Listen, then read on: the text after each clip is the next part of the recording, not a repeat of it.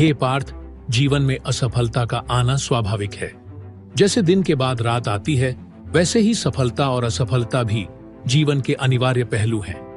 परंतु असफलता को अपने आत्मविश्वास को तोड़ने मत दो। याद रखो, जब तुम अपने कार्य को पूरी निष्ठा और समर्पण से करते हो, तो असफलता भी तुम्हें कुछ सिखाने के लिए आती है। इसे एक शिक्षक के रूप में देखो, न कि अपने आत्मविश्वास के शत्रु के रूप में। तुम स्वयं को अपने कर्म से परिभाषित करो, न कि उसके परिणाम से। परिणाम तो प्रकृति के हाथ में है। जो व्यक्ति केवल फल की चिंता करता है, वह अपने प्रयास की शक्ति खो देता है। असफलता केवल एक स्थिति है, यह तुम्हारा स्वभाव नहीं है। जब मन अशांत हो तो इसे अपने भीतर की आवाज सुनने दो। अपने मन को नियंत्रित करना सीखो। असफलता को आत्मा के स्तर पर मत छूने दो। आत्मा न तो हारती है न जीतती है, वह शाश्वत है। जब तुम्हें लगे कि असफलता तुम्हें नीचे गिरा रही है, तब ध्यान करो।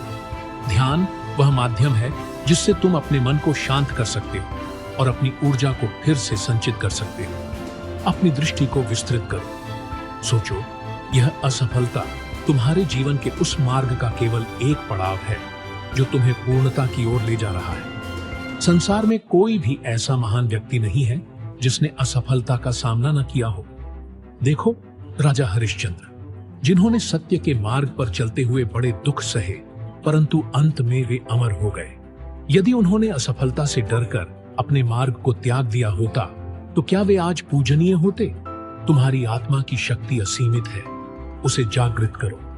जब तक तुम स्वयं पर विश्वास रखते हो, तब तक कोई असफलता तुम्हें स्थायी रूप से पराजित नहीं कर सकती। याद रखो, असफलता का अर्थ है कि तुम प्रयास कर रहे हो। सफलता और असफलता, सुख और दुख, इन सभी में संभव रखो। जब तुम इन द्वंद्वों से ऊपर उठोगे, तभी सच्ची शांति और आत्मविश्वास प्राप्त कर पाओगे। आत्मविश्वास आत्मा की शक्ति है, इसे बाहरी परिणामों से मत जोड़ो। तुम्हारा आत्मा परमात्मा का अंश है। जब तुम्हें यह ज्ञान होगा, तब असफलता का भय तुम्हारे पास भी नहीं आएगा। उठो, असफलता को सीखने का माध्यम बनाओ। यह सोचो कि यह तुम्हारे अगले प्रयास को और अधिक सशक्त बनाने के लिए आई है।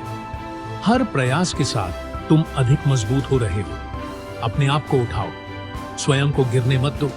आत्मा ही तुम्हारी सबसे बड़ी मित्र है, और यदि तुम इसे नियंत्रित नहीं करोगे, तो यह तुम्हारी सबसे बड़ी शत्रु बन जाएगी। तो अपने मन को स्थिर करो, अपने लक्ष्य पर ध्यान केंद्रित करो। असफलता को हृदय से स्वीकार करो, लेकिन उसे अपने आत्मा को प्रभावित मत करने दो।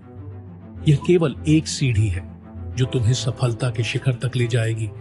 उठो, युद्ध करो, केवल कर्म पर ध्यान दो। यही तुम्हारा धर्म है।